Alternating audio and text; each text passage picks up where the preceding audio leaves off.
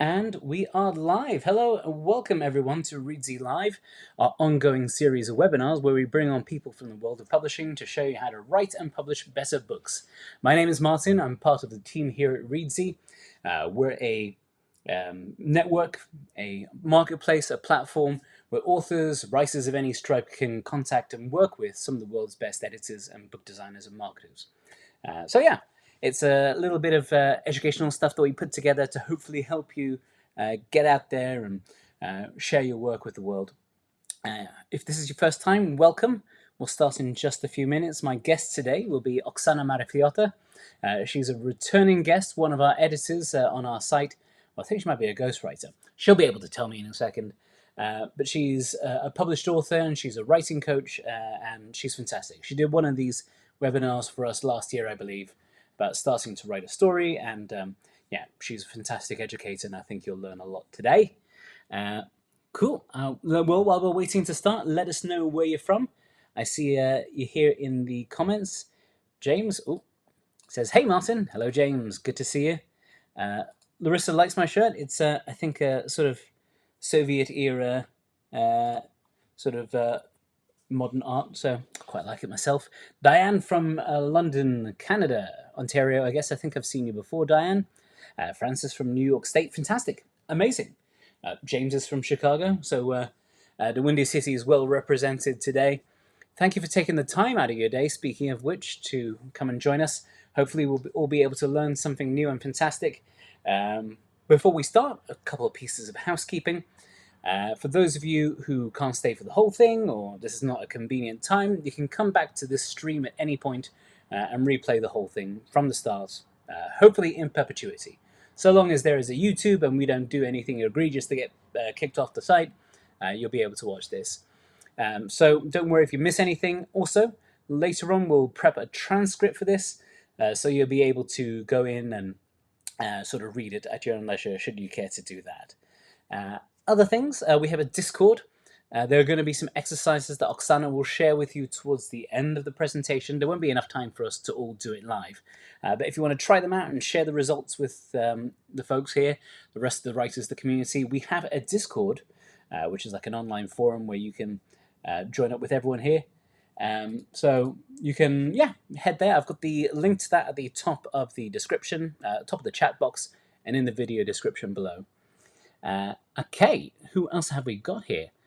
Laura says, "Thank you for putting another webinar. She loved the last one that she attended. Fantastic." Otto is from Plymouth here in the UK. And Michael J from Miami. Michael Jordan, is that you? We have Jason Olson from Pensacola, Florida. We have Peace from Nigeria. Welcome. Great to see so many of you here.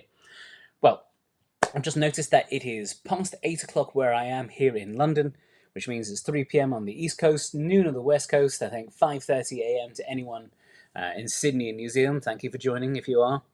So let's bring on my guest for today, Oksana. Oksana, how you doing? Hi, Martin. I'm doing great. How are you? Yeah, not bad. We had a bit of a heat wave last week, so this is all good for me now. Where are you right now? I'm in southern Nevada, so our heat wave is always a perpetual heat wave that we're used to and know how to deal with. Yeah, like In fact, it's actually very humid right now, and that's new. I'm not used to that. okay. Is that yeah? I guess like as they say in the Southwest, it's a dry heat. Uh, Absolutely. Okay, well, let's wait a few more minutes for people to come in. We see, loads of great people pouring in. Keep on telling us where you're from. Before we start with your Martin, before we start your I'm so presentation, sorry. I don't mean to interrupt. yeah, Somebody in the comments asked about closed captioning. Is there an option to have that closed captioning, during? we're running this straight through YouTube. Currently, there is no live captioning, but I believe Okay. that if you wait a few hours, it will get captioned eventually. So it does automatically generate. Closed captioning hates my voice and accent. So you'll see this is a big mess later, but hopefully Oksana picks up on yours a little bit better.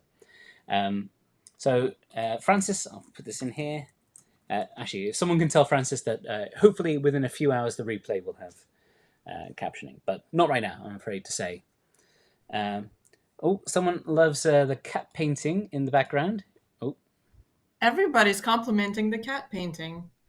Uh, Yeah, it's one of my son's birthday presents to me. I love it too. It's on my wall of inspiration eh, in the back. is it Puss in Boots from Shrek?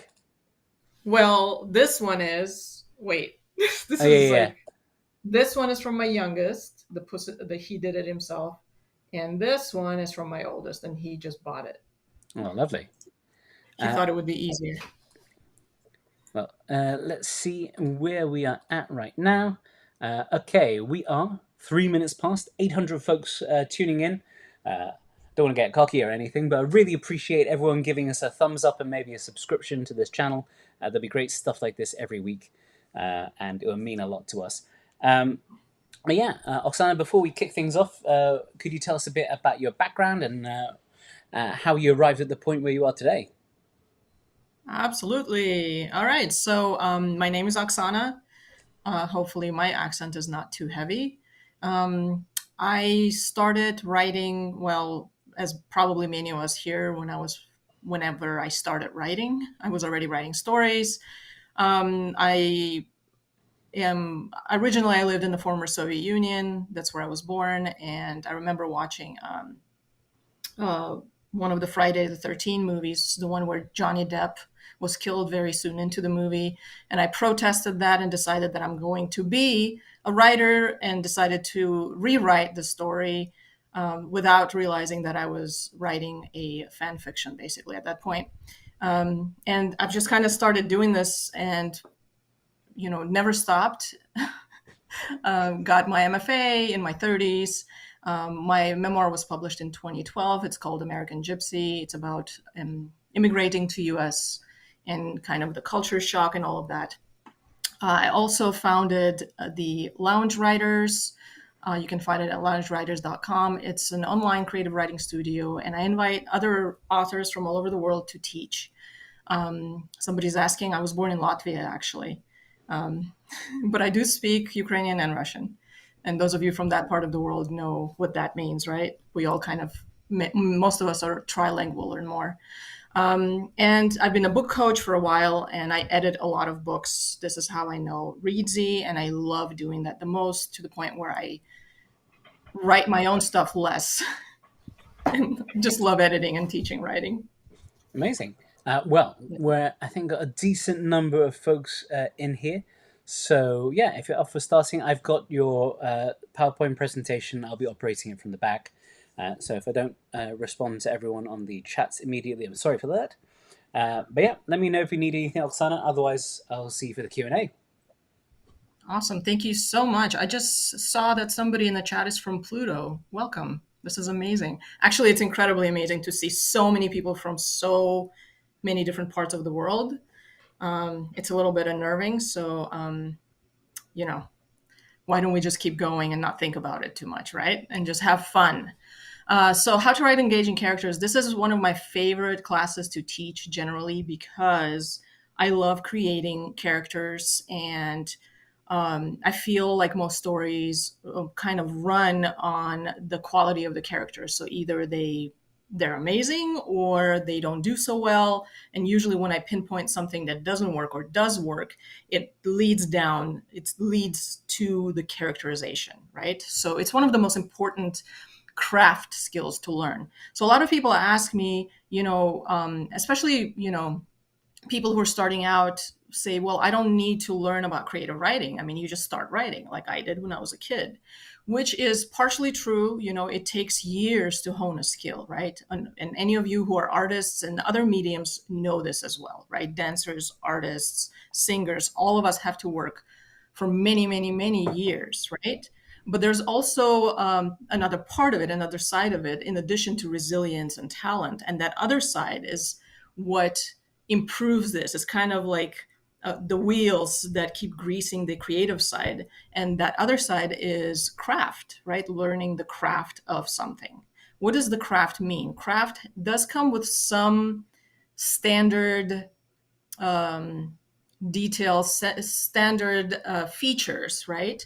Now, does this mean that, let's say, after you take this webinar, you'll know exactly how to create a character and this is the only way to do it? No, it does not mean that, right? the information in a class like this is meant to be used as a tool, especially when you are in the editing process. That's when it comes to um, that's where this is the most useful, right? So please remember, all of you, I don't know what level everyone's in. You know, you might be already best-selling authors or just starting out. It doesn't matter.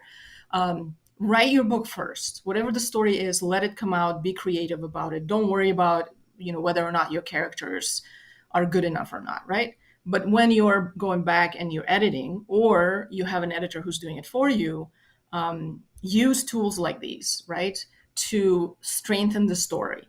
So this is what we're going to be talking about: how to strengthen your story through knowing the craft skills that might be useful to creating an engaging, compelling character. All right, so I'm going to go to my own handout and we're going to get started, right? So I actually am going to start with a quote. And this quote is by William Sloane, who wrote a book called The Craft of Writing. Tell me about me. I want to be more alive. Give me me. This is his quote when he talks about characterization, creating characters. The reason why he says that is that when we sit down to read, right? So, as readers, and I would like for you to think of yourself right now in this webinar as writers and readers. When we sit down to read, and this also applies to when we're watching a movie, because in screenwriting, same principles of storytelling apply. We want to experience the story as if it's happening to us, even if it's scary, even if it's set on Pluto, it doesn't matter. Otherwise, we won't feel it, right? So, suspension of disbelief is a very important part of reading or viewing process, right? When you're sitting down and you're reading and you forget that you're reading, your heart starts racing and all of that stuff. So, characterization, which basically just means building a character, is all about creating a character that seems real. All right, so let's go on to the next section. To relate to characters, readers must do these three things, right? They must find the character interesting, right? If you're reading a boring character, you're going to stop. They must find characters believable, and they must care about what happens to them, right? Now, by believable, I do not mean that the character must be human and must be a certain age or whatever it is. By believable, I mean is everything about them, their actions included, makes sense to the reader. So I'm sure all of you have heard the phrase out of character. When we talk about something that a character does in a story and it's out of character for them, right? It's not usually a good thing. It's an indication that they're not believable enough. And we'll talk about that in a little bit, why that is. And of course, this is self-explanatory. The reader must care about what happens to them, whether they're a protagonist or an antagonist. Now, my next question here is then, have you met your characters? How well do you know your characters?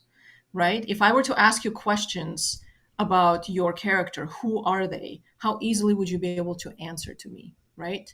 You should know your character, even if all of those characters don't um, show up fully in a book. You should know them more than what the reader might know about them. You should know about them more, right? So what does this mean? You bring your character onto the stage, right? So this is a trick from theater. You bring your character onto the stage in character. That means the first time your character appears in your story, they're going to do something that characterizes them for who they are, even if they will change later. All right. So this is really important because many writers, most of us, when we introduce first characters for the first time, so main characters, minor characters, protagonists, antagonists, we don't really think through the scene itself. How are we presenting them in the first scene? What is it that they do the first time that the reader sees them? Believe it or not, first impressions do count, right? So that is really important. So think about, for example, if you do have your book already or your story, right? Find all the sections where your characters appear for the first time, right?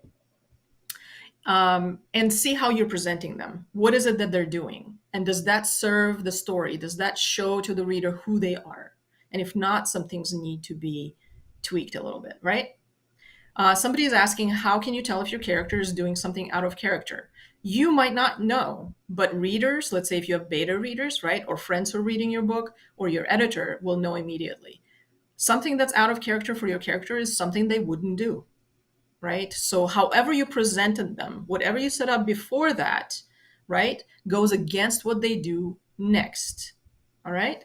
So, for example, if you have a character who, this is like a very lame example, I'm just making it up on the spot. You have a character who's allergic to fish, right? Um, and that's it, right? Allergic to fish. And then a few scenes later, they're eating fish. So that's an example of something that's very out of character, right, for them. And your reader will look at it and say, wait a second, they made this big thing about how they're allergic to fish and now they're eating it. Like, that doesn't make any sense, right? Now, again, characters in terms of their ambitions and their desires will change, okay? I am not talking about a stagnant character who doesn't change, right? But something about their true personality should come out in the very beginning when we see them, right? When we see them, who are they, right? Book people are different from real people, right? So when we're talking about characters in stories, we have to remember this one thing. In real life, we are all multifaceted. You could be one person one day, next person next day, and I'm sure you're all familiar, right, with people saying like, well, you're not like, you're all over the place, right? And I'm sure you're familiar with the feeling where like one day you really want to do this, but the next day you really don't want to do that, right? So we're multifaceted in real life. But in a story, if you have a character that is all over the place, one day they're like this, next day they're like that, right? They might be difficult for our reader to understand. The reason for that, there are many reasons for that, and we'll talk about that. So think of a few main character traits for your protagonists and your antagonists, right? And use those as the strengthening poles, like the backbone of who your character is, right? Now, what does that mean? Again, we'll talk about this in a little bit. And we'll look at examples as well. I will show you what I'm talking about. Avoid telling us what to think of the characters. So this applies to those of us who are writing memoir, especially like creative nonfiction, but also with fiction. So the first instinct for many writers, especially beginner writers, is to tell the reader, this character is a bad character. This character was really rude to everyone, right? Stuff like that. The reader, although that was more acceptable in classics. So in classics, when we have a narrator who is the author themselves narrating the story, right? Charles Dickens, for example, did that a lot. At that time, authors had the the authority to tell the reader how to feel about the characters, what they are. But the contemporary reader really wants to see what the characters are about. So instead of telling us this character is greedy, show us in action what they do, right, that makes them greedy. And it will feel real. The best way to persuade the reader is to describe the character's reality and let the reader decide, right? If you want me to believe that this character is the worst person in the world for whatever reason, maybe worst parent in the world, right? Instead of writing a line that says, this, was the worst person, worst parent in the world, show us a scene of them doing something, right? Something so unsettling that the reader will feel that, right? All right, so a chance for us to look at what I mean by saying that we as writers need to think of the main core character traits, right? That our characters will kind of what they're made of deep down, right? So I have some examples here of characters. I'm sure some of you know them, some of you don't know them. I just pulled some from literature classes that I teach. Pretty much all of them are older characters, right, from books and movies. So when we think of, and please go for it and write stuff in the comments, right? Choose a primary character trait. Don't think about it too much. If you think of Sherlock Holmes, what is the main character trait that comes to mind? What is Sherlock Holmes all about, right? And go do that for all the other characters that you see. You can just pick one and put that in a chat. So when I think of Sherlock Holmes, what comes to mind is methodical, right? There might be a handful of other character traits, right? If I think of Rumpelstiltskin, I'll think of somebody who is deceptive, right? If I think of um, Wednesday Adams, I will say, I don't know, depressed, but maybe not, right? So if you, in the comments, if you putting that stuff in, yeah, there you go, Killy, you did it. So if you could put the character name and then the character trait, that way all of us can kind of compare things, and you'll see that many of you are answering in the same way. You're giving the same answers, right? So when we think of Scrooge, we think of greedy, right? Short tempered, all of these things. Even though, for those of you who have read the book or seen the movies, Scrooge makes a drastic change in terms of personality growth, right? But there's still things there. What does this mean? In the beginning, when we identify the character by their character traits, we're setting it up with the scene along with the plot to tell the reader this is the stuff that this character will have to work with, right? This is the stuff that you as a reader are going to be working with as well. There's going to be characterization. This person is going to either grow out of it, they're going to change somehow, there's going to be additional traits that are going to overshadow the one we start with. But it's important for us as a reader to have an anchor. That is what I mean. I don't mean that characters do not change. In fact, if you have a character that never changes, you probably need to rethink the plot in general, because readers read books for change. Readers want to see that, right? They want to see characterization, character development, story development, and plot development. They don't want to see stagnation. All right. So hopefully I have convinced you, right? And hopefully this example is an example of what it means for a character to have a primary character trait. Now, if you apply this exercise to any character that you really love or hate, same thing, you will see that. Choose a primary character trait for that character, right? And if you're really into analysis, maybe we have some academics here, you can go back to the book or a movie and you can actually analyze the scenes where you see these things, right? The characters will do those. They will act in a certain way that determines these character traits. All right? So yes, they do. I'm like, it's really weird because I'm reading the comments because I really like them, but I'm also trying to focus on this, Oh right? yeah, sorry about that. There's usually a bit about a 30-40 second delay between uh, when we say something and when they're able to respond, which is why it's a bit on the slow side. Oh, that's all right. That's okay. I think my video is lagging too. So we're all in a little bit in slow mo here. That's all right.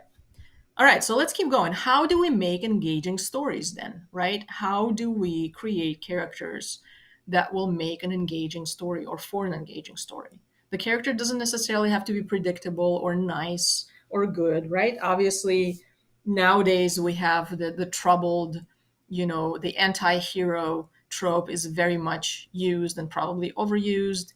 Why do we love these? Probably because of things that are what's happening in the world, in the past couple of decades, because literature is always reflective of what we're going through as a society, right? Um, but this is one thing that's really important to take note of. What kind of character do we write? So, especially nowadays. So, many people that I coach and that I edit will say, I want to write a universal character, right? Or they'll say, um, I really want to write like a typical this, all right? Or they'll say, mostly it's this, either universal or a typical, right? So we have three ways of writing. Yes, make the character buildable. I'm just like answering the comment. There are three ways of writing character. We have universal, typical, and individual. All right. Now, there's a really great quote by Lawrence Gonzalez that says, fiction lets you wander around in someone else's hell for a while and see how similar it is to yours. It is very true because stories are about conflict. Now, stories in Western world are more about conflict resolution than some stories in some other parts of the world, right? So we also have to know what literary atmosphere we're writing in, right?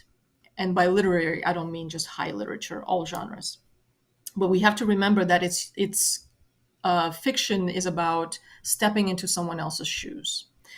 So then let's say we know this and we say, okay, I want to write a universal character or a typical character or an individual character. Let's look at the differences. All right. So the key to rich characterization or character development is in attention to detail that is significant. All right. So again, this is probably the most important thing that I can share with you. The key to writing an engaging character is in your attention to details that are significant. All right. Now, when we write universal characters, which means generalizations, right? We create usually a dull character without an audience. A universal character means that you want to appeal to everyone. Is it possible to appeal to every reader, every viewer that ever comes across your work? Right? It is not. Let's just get that out of the way. It is not possible for everyone to love you. No matter how amazing your book is, somebody's always going to somebody's going to hate it, right? And that's okay. Now, when we're writing the universal, we're thinking, okay, if I write a character that will appeal to everyone, then everyone will love it and everyone will love my book. And that usually results in a character that is not universal at all and is not very interesting. All right. Now, when we write typical characters, we create and enforce stereotypes most of the time. All right. So this conversation about writing diverse characters, right? Trying to avoid stereotyping cultures, right? Groups of people is a big conversation today. And a lot of people are getting in trouble exactly because they're writing just that. Now, here's a funny side note to that. I was revising a book that I wrote about 10 years ago. And it's satirical fantasy, so kind of a light genre and all of that, right? And I was surprised at how differently I was reading it this time around. I've revised it probably about 7 times already. But this time when I was reading it, I was finding things that I was trying to do with writing a typical character and instead writing a stereotype. And I ended up removing some things that felt typical to me 10 years ago when I wrote it first, but no longer do. So none of us are immune to that, and that's okay. It is in the editing stages mostly where you catch yourself, and you should catch yourself doing that, right? And what's important about this kind of class is that you know the tools that help you improve on that. So in both cases, we see what's alike in people. When we're writing universal or typical characters, we're writing about all the things that are alike, not unique, right? Now, my question about the typical is this to everyone, and you can answer it in the comments. I'd be very, very curious. Is there such a thing as a typical insert a noun, a typical writer, a typical man, or a typical dog, a typical person from Chicago? I don't know, right? Narrow it down as much as you can. There isn't, right? So there isn't a typical anything at all, right? So again, when we're trying to write something typical, we'll say, you know what, my book is going to be set on a remote island here, and I'm going to write a typical islander, right? So this is why this can be dangerous, because as soon as we say typical, we start researching stereotypes without sometimes even realizing it, right? And that's usually what comes out. So then, how do we avoid writing a stereotype, or how do we avoid writing a dull, stagnant character, right? We write individual, we write particular, right? The writers do this through characterization, dramatization, which are the same, they're interchangeable words, the process by which the writer reveals the character's personality. So writing individual and particular. What does this mean? When you have a character that you're working with, right? Um, you need to know them as a personality, right? So get to know them, and we'll look at that, right? There's some tools that you can use to really get to know your characters, right? And then you're writing them. The story is not about a typical New Yorker, right? Or a typical 5-year-old. The story is about them as an individual. What is it that they're afraid of as a person? What favorite food do they cook every day as an individual? Why do they not cook at all? Right? So, if you can in any way avoid thinking about how do I appeal to everyone, right? And how do I make everything typical or universal, right? Those extremes, right? And think about the unique experience of your characters, then you will create a character that feels real. There's something about them. And again, if you have favorite characters in movies and books, think about what are things that make them unique. You will be able to make a list of things that make them unique. Even if you haven't seen the movie in a while or read the book in a while, if they're your favorites, I guarantee you, if I were to ask you that, you would be immediately able to answer, right? Those are the things that stick in the reader's mind. I feel like I just froze. Did I just freeze? No, I think you're fine. Oh, okay. All right, all right. So keep that in mind. But also, and this is kind of to connect to the universal discourse that's going on right now, the global discourse on writing diverse characters, right? And making sure that we're not writing stereotypes. We cannot please everyone. As long as we're true to our craft and we're sticking to really getting to know our people, right? The people in our stories, right? We're treating them with respect that they deserve, right?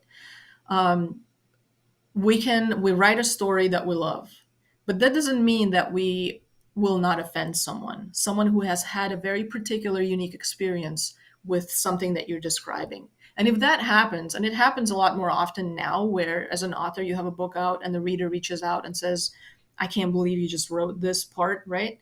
If that happens, um, then it's all right to apologize, because in the experience of the other person, it might be bigger than it is in your experience, right? So this actually happened to a friend of mine recently. She just had a book out, and it's historical fiction, wonderful books.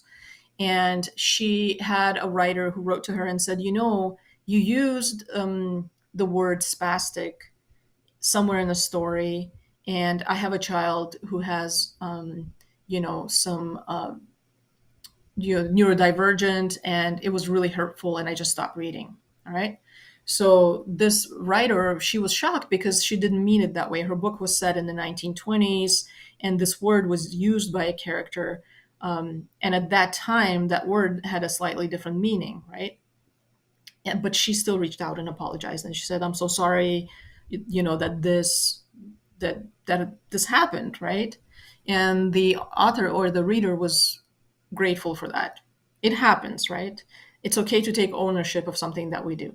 But when you're writing about stuff, right, this is not our first priority. Our first priority is to write unique individuals, right, that we then drop into the story world, right? Who are they as people, not as universal people or typical people? So, what makes a character engaging then, right? So, let's say we are writing a very unique individual. We're thinking about them as a person. Aristotle in the Poetics said there will be an element of character if what a person says or does reveal a certain moral purpose, right? So, a character has a purpose. All characters, even the minor characters, right? All the major characters will have a major desire in a story. And this desire will drive them through the story from the beginning to the end. They might get what they wanted. Most of the time, they get what they deserved, right? But how do we make them engaging? How do we make the reader hold on to the character, right? Take them by their hand and walk with them through the entire story, right? That's our main concern as writers. How do we make the readers keep reading? How do we make viewers keep watching, right? Now, the first thing that we must remember, this is actually not in any particular order, but the first thing here is that they must be credible. So we looked at that before. Appropriate actions, out of character moments are usually a mistake. What does this mean? Again, if you have a character who is set up as generally having a moral core of some sort, and you have a scene with them kicking a puppy on the street, right? They come across a little puppy on the street and they're kicking them and they're getting a lot of pleasure out of it.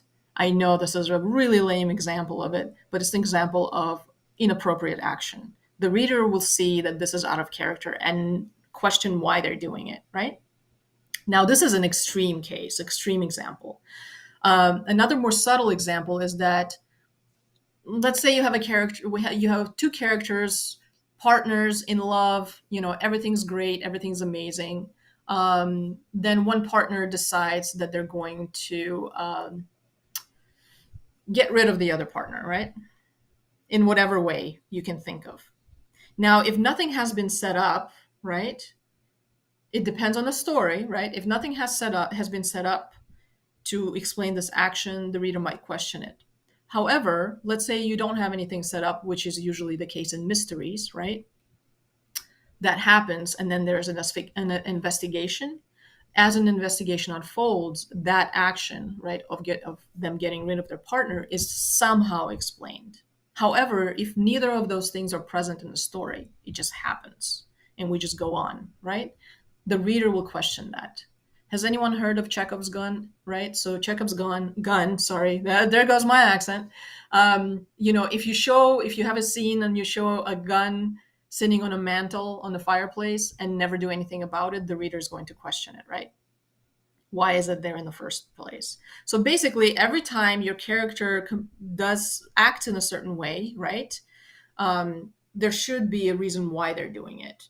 At the same time, every time a character does something, maybe there's some reflection for what the reason why they're doing it, or maybe we're seeing it through an action that comes after. All right. So hopefully that makes some sense.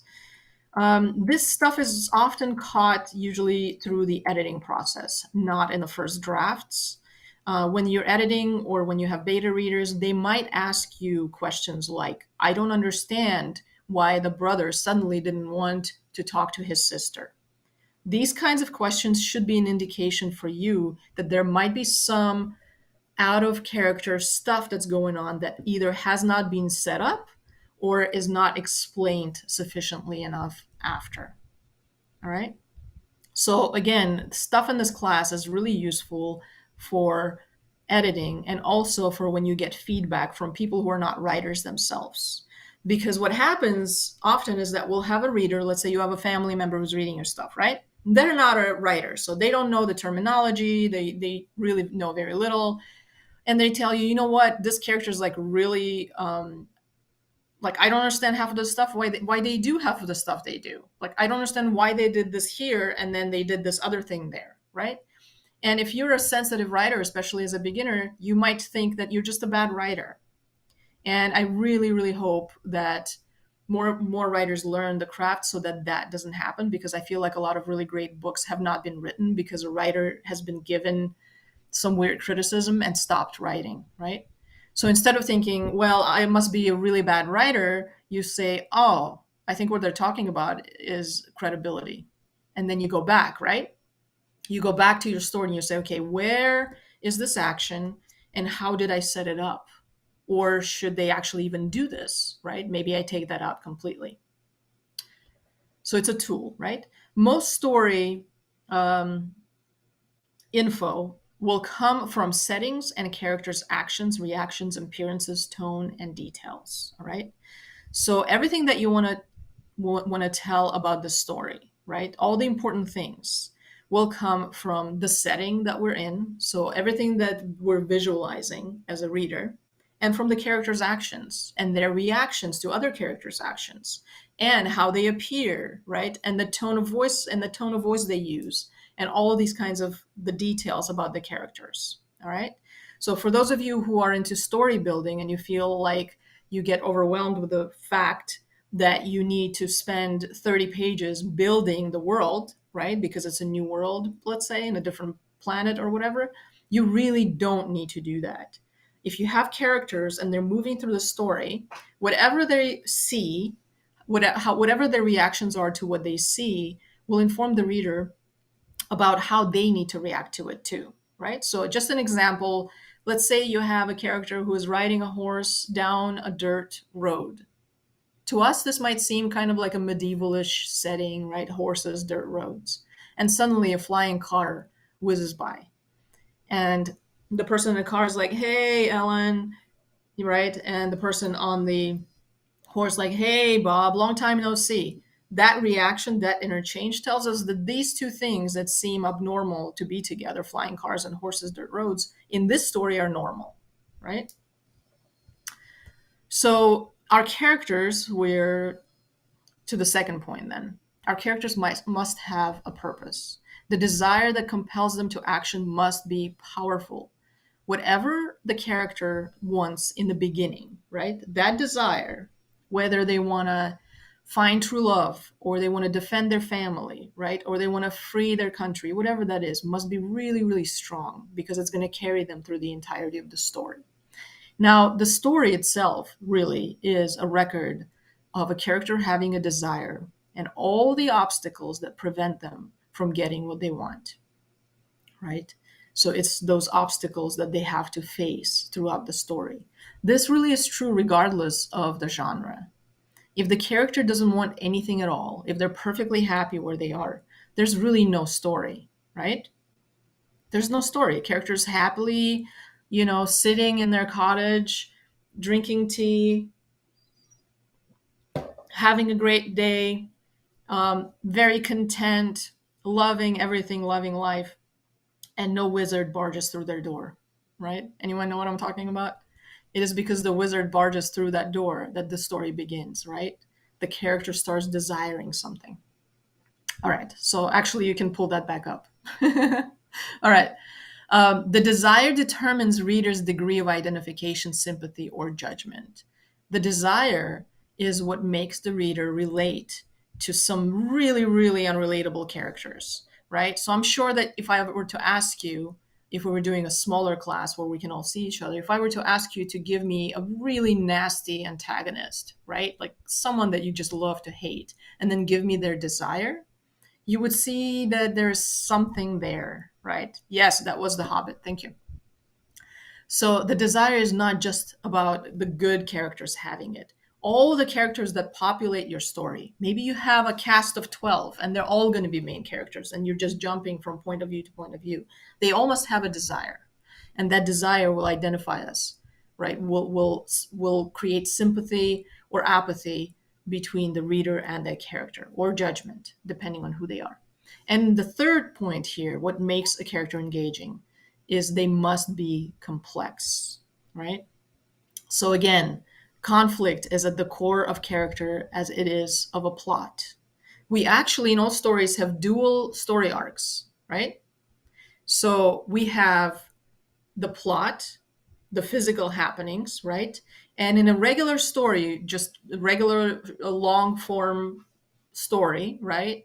I'm generalizing here, it depends on the genre. You have about, if you were to break down the plot, you would break it down into scenes. So in a general story, right, standard story, you have about 42 to 45 scenes, okay? So you can actually, I have friends who are professional writers and they work on deadlines and they'll have 3x5 note cards if they're working with paper, right? And they will write out each scene and they have a stack of scenes, right?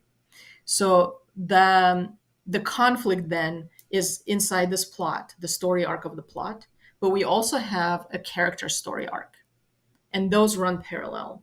So physically things are happening, right? But there's also an emotional level, and that is more important actually than the physical level, because you could have Mount Vesuvius exploding, and you can have character doing absolutely nothing, wanting nothing, desiring nothing, not even to die with a volcano, and then you have a flat plot point, right? Nothing is happening, right?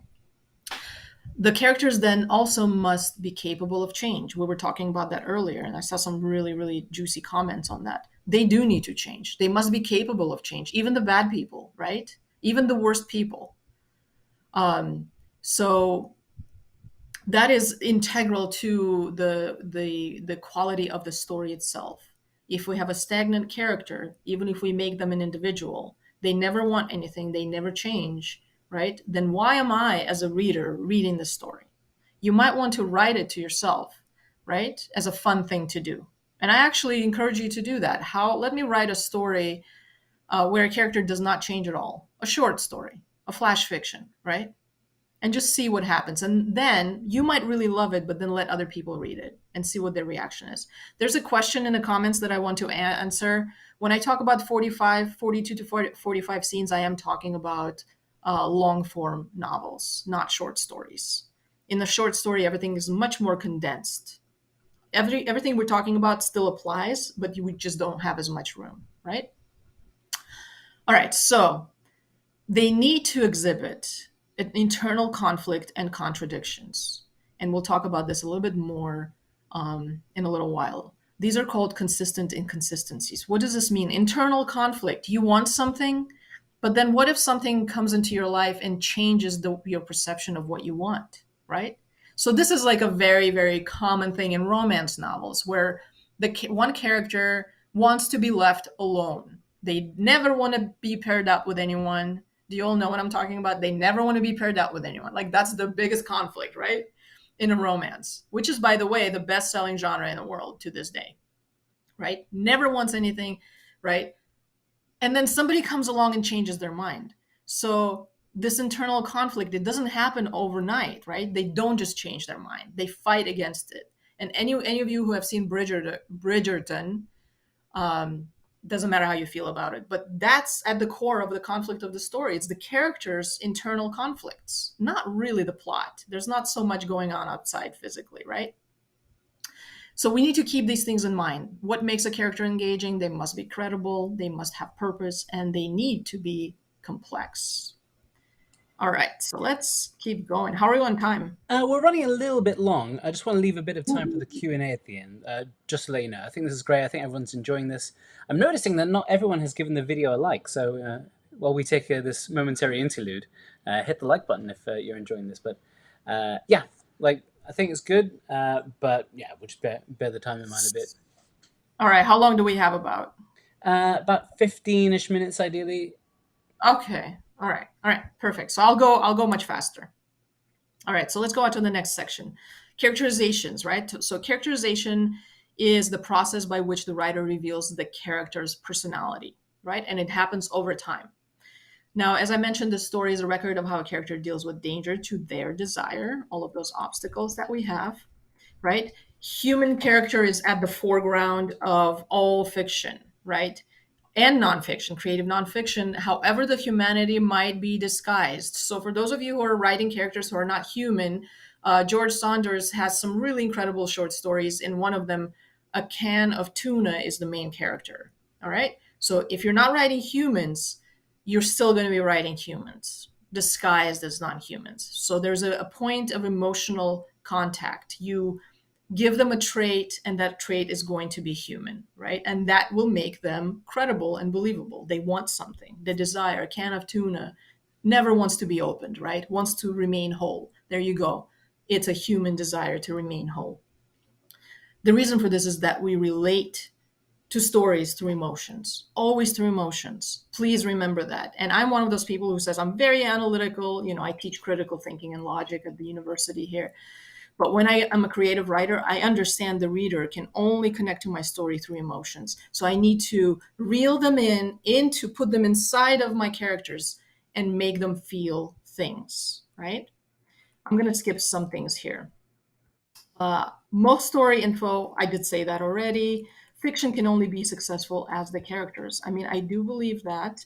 I know there's a lot of, high, like Jurassic Park, for example, high concept Hollywood novels where there's not that much character development. Everything kind of focuses on the plot, right? So we have room for all kinds of stories, right? So those characters might not be so compelling, but they work in tangent with the plot, right? Maybe they don't want as much. Maybe the fact that they are stuck in this incredible environment and they have to just survive is enough for the reader and the viewer to stay in the story, right?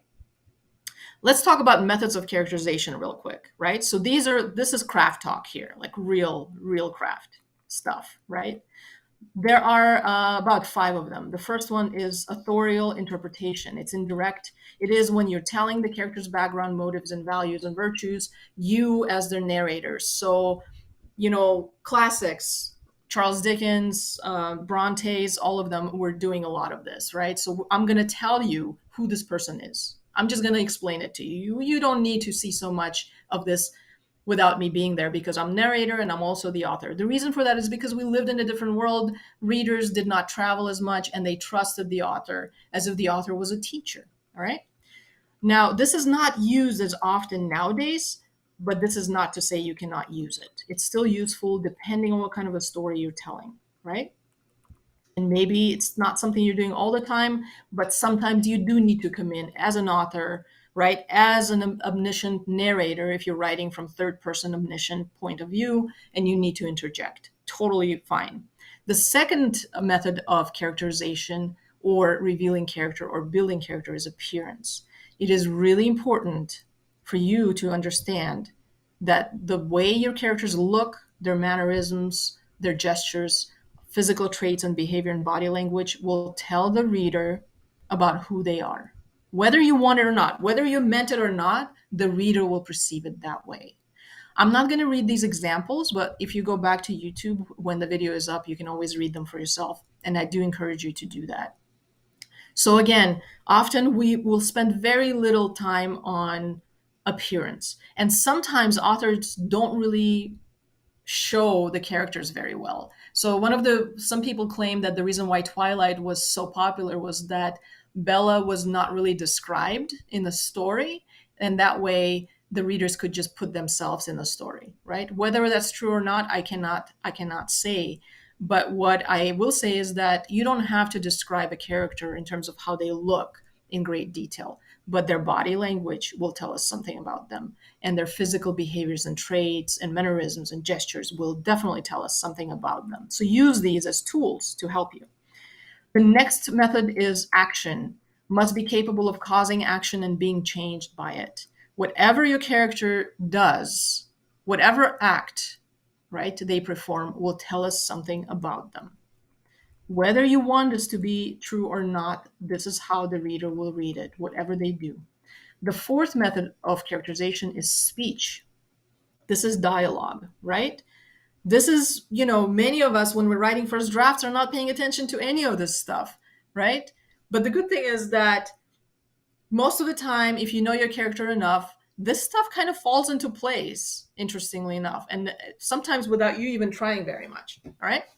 So, whatever your characters say in dialogue, and by the way, dialogue is part of action in stories. If your dialogue is stagnant and you're just using it to fill things, right? Like, I know I need dialogue, so I'm going to put some dialogue here. I don't know why. The reader will immediately feel that and they will say, this is not interesting. Why am I reading this, right? So keep in mind that whatever the characters are saying to each other must serve a purpose, the story purpose. Whatever your character says will determine who they are, right? And the fifth and the most revealing method of characterization is thoughts. Brenda, actions are part of reactions. So it's earlier on. Thoughts. So this depends on the point of view, right? If we're in first person point of view, sorry, I'm allergic to cat hair and I seem to have a lot of it floating around me. Whatever your character is thinking in their head will tell us something about them, and the characters cannot control their thoughts. So maybe your character is doing something, right? But they're thinking something different. Maybe your character commits an atrocious act physically, but in their mind they're thinking, I cannot believe that I'm doing this. This is wrong, right? The thoughts will be more telling actually in fiction, right? And this is an example of a consistent inconsistency where there's a contradiction. All right? So let me go to the next section real quick. I don't know how much time we have here. Here's one thing that I want to say. One more thing before we go to the next section. I'm sorry. Poor Martin. He's trying. Is this what you're trying to say? So yeah, trying to Right. second guess you. Consistent inconsistencies. I mentioned it earlier.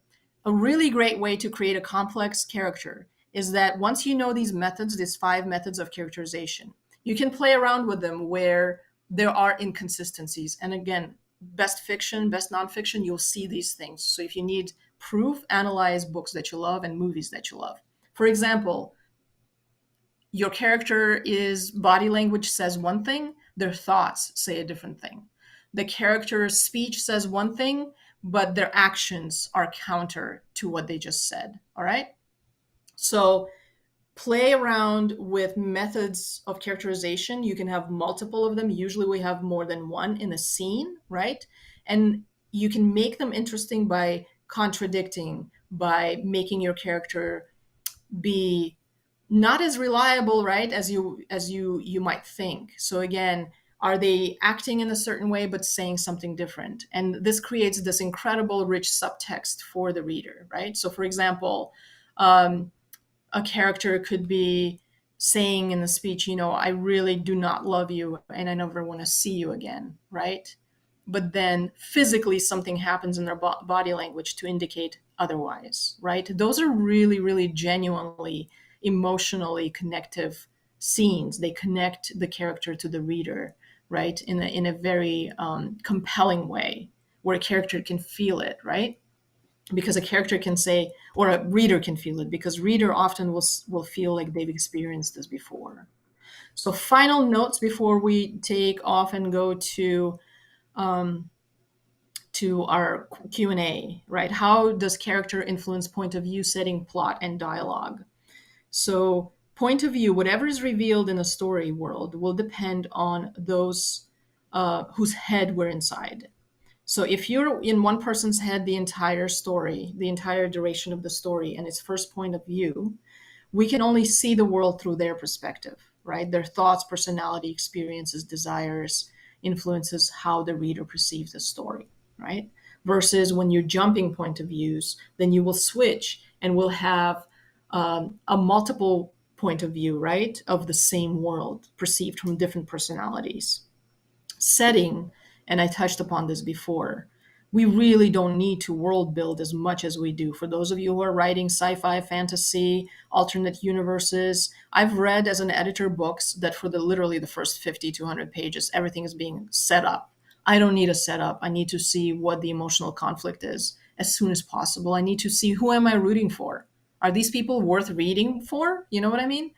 And so the best way to world build, not to say that you can't have exposition, you can have that peppered in, but really it's through the character's reactions to their surroundings. So we have a character walking through a glass domed terrain, and they look up and there's a sky up there, and we realize that we're in a space colony or something like that, and it's perfectly normal for them, right? We don't really have to then explain where we are. We can see it through their perspective. The next one is plot. Whatever takes place in the physical world, external plot points, and the internal world is a cause and effect interplay between characters and their surroundings and circumstances. Your characters must react to things that happen in the external world. If they stay immobile and oblivious, there better be a really good reason why they're doing that. If you haven't introduced a good reason to that, the reader will question it and say, I don't understand why this just happened, right? Change is seldom removed from character, in other words. And just a quick note on dialogue. Dialogue is extremely important, and the most, when I teach classes for lounge writers, dialogue is the class that I get the least signups for. And I think because either people are afraid, because many of us think we're really bad at dialogue, or we think we can just write it because we can speak after all. Dialogue in fiction, in books, is stylized. It's very different from how we speak in real world, right? And an example I give is this: you need to know your characters. A 6-year-old child speaks differently from an 80-year-old man or a woman, right? So words the characters utter tell the reader a lot about who they are, right? In many different ways. So keep that in mind. And I'm not going to touch upon the exercises, but there are some exercises below and they will be available on YouTube. And I do encourage all of you to do some of these exercises. They're a lot of fun. All right, I think that is all I have. Good on time? Yeah, great on time. We're going to do a Q&A, so do send us your questions in there. I'm just going to slowly scroll through this, so later if you want to go back through and see these exercises, you can do them yourselves just by sort of pausing where they come out. As you mentioned, we're going to have a transcript for this, so the exercises will be on the transcript as well if you've signed up. I'm just going to put the last handful You here. know, Martin, could we go back to the Cheryl Moskowitz exercise? I just Yeah, very sure. quickly want to answer the question that you asked me. So this exercise is really fun. It's an exercise that reveals your own consistent inconsistencies. I believe that we are the best ones to practice on these skills that we're trying to learn. So it's by Cheryl Moskowitz. And basically, she asks us to make these two columns, elegant and vulgar. Now, vulgar doesn't exactly mean vulgar, vulgar. What this means is think of 5 things about yourself that you find interesting and nice and good, right? And then think of 5 things. So these could be qualities, images, or actions that are not so good about you, your own perception of yourself, and write those things in these columns side by side. And you'll see it will reveal some really relationships between habits, qualities. And if you do this with some of your characters, it creates a multidimensional character that's really interesting and kind of contradictory in the most appealing way. All right, that's the only exercise I'm going to talk about. Okay. Promise. Well, we've got these 3 here, so if you want to refer to them later, and then I think you're very generous. You've given us a handful more here. I like the idea of digging through someone's trash. I didn't know garbology was a real thing. I know. I wish I could major in it, like if I were to go after another degree. To be fair, I think like the practical field elements of that science are probably not so much fun. Anyway, I will have these in the transcripts as well, and of course you can go back and freeze frame this presentation at any point. Okay. Well, we've got some people asking about your course, so maybe it's a good time to plug Lounge Writers. Oh, yes. So I teach a lot of smaller classes where we kind of, 4 or 5 or 15 people in a room. It's interactive and we do exercises together. If you want to find information about these classes, find loungewriters.com.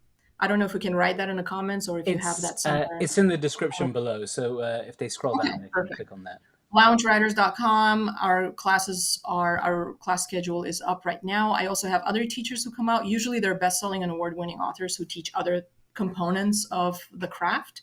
And they're all set up in such a way that we can do a bit of a lecture, an interaction, and a bunch of generative exercises. So you can really participate in those instead of just listening. I've got a question here. I usually have too much dialogue. It reads more like a play. How do I write less dialogue? All right, so this is a really good question. You need to think about setting. So I've seen this a lot with people who are kind of like getting their feet wet. It's great to write a lot of dialogue, but there's one exercise that I use when I book coach one on one that's really helpful. If you put dialogue, just one line of dialogue per line, right? Which is kind of what you have probably. And you read it out loud, you might realize that a lot of the information that you're writing is either unnecessary or repetitive. So you will take some lines out. In between dialogue, we need to ground the reader with setting and we need to ground the reader with action tags. So are characters doing anything? And remember, whatever they're doing serves the story, right? So you can plug those things in. They're doing something. What is the setting? The setting tells us something about the emotional tenor of the scene, right? So you just have to keep in mind then that talking heads. This is what we call when we just have lines of dialogue. Are They make the reader float. We can't see anything, and you need to continuously think about: Am I making the reader see the entire scene? That means setting and the actions that characters are taking during the scene. I hope that just gives you enough information. That's good. People have been asking again for the slides for various reasons. It'll be hard to actually share the file itself, But yeah, if you want to go through this YouTube link, you can always just scrub through and find all the slides there for you. We've got some other great questions. There's a lot of POV questions, particularly around Ooh. switching POVs.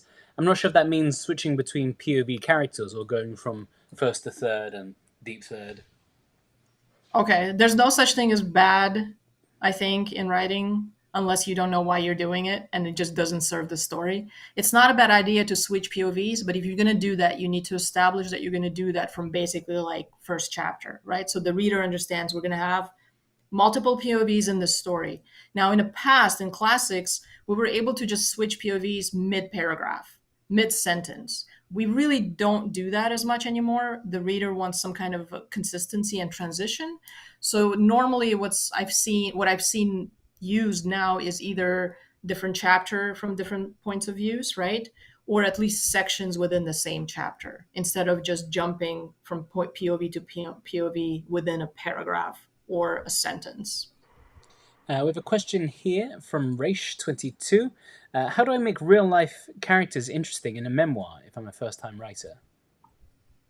Well, that's a question with a very long answer. How do you make real characters interesting? Well, if they're part of your story, they kind of should be there for a reason. And whatever that reason is should be already interesting enough. So you treat your real life characters just like you would treat fictional characters. You create a profile of them, those main character traits that you want to convey of them, right?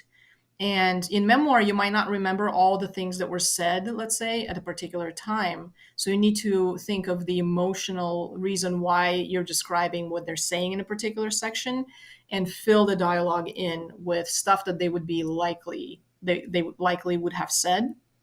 But really it comes down to treating the real life character as if you are creating a character. Okay, we have a couple more.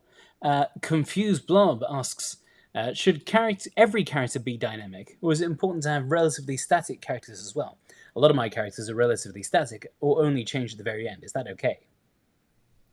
If you want the characters to be compelling, I would suggest to work more on developing them. Now, if you have a character who's a gas station attendant and we only see them once, right, and they're just filling up gas for the main character, of course they're going to be a static character, right? Because if you make them interesting, the reader will assume that they're going to come back into the story at some point.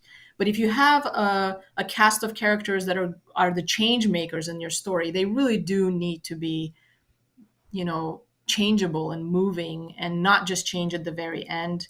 The reader needs to see the development to make the change believable, right? So when I see a character from A, which is the beginning, and then I see them in B, which is the end, I need to understand why this change happened in the first place, right? Only then will I believe it. Cool. We have a lot of questions about switching POV characters, which is, I think, totally fine. Like, if you've read any fantasy book from the last 50 years, you'll notice they will have Uh-huh. large casts that switch between POVs. However, if you want a specific webinar on that, just go through the Reedsy Live website, links below, and you'll find one on handling multiple POVs, just to sort of save us A from. lot of We them. do get answered this question every single webinar, and it is a big question, but Seriously? yes, it is You know fine. what? This is interesting because POV is another class that when I have it scheduled for lounge writers, I'll maybe get like 3 or 4 people attending. It's like one of the least attended classes are POV and dialogue, which are the hardest things to handle in fiction Mm. and creative nonfiction. By the way, somebody asked if lounge writers classes are virtual. They are all virtual right now. Yeah. Uh, Panda Girl asks, how do I make a difference between consistent inconsistencies versus out of character? Well, out of character has to do mostly with actions. So the character commits a thing, makes something happen that they really would not, based on everything that you described about them. Consistent inconsistencies just means that we see the complexity of the character, of their internal world, right?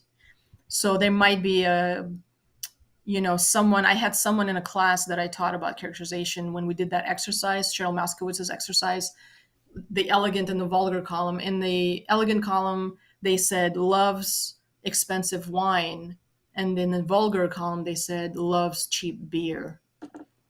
Right? So that there's something there, right, to work with.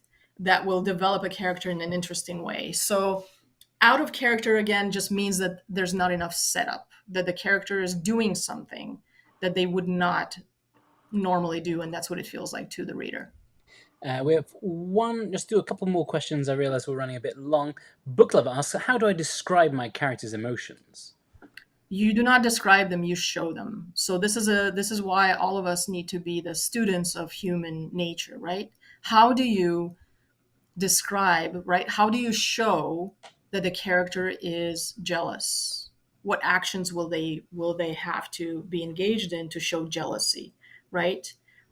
For example, I use this exercise a lot in my classes to talk just about this. If I ask you to tell me what love is, I will have thousands of different answers, right? Because all of us have a different perspective on love and what it means, right? It could be, somebody could write about romantic love, somebody could write about love with their cat, whatever it is, right?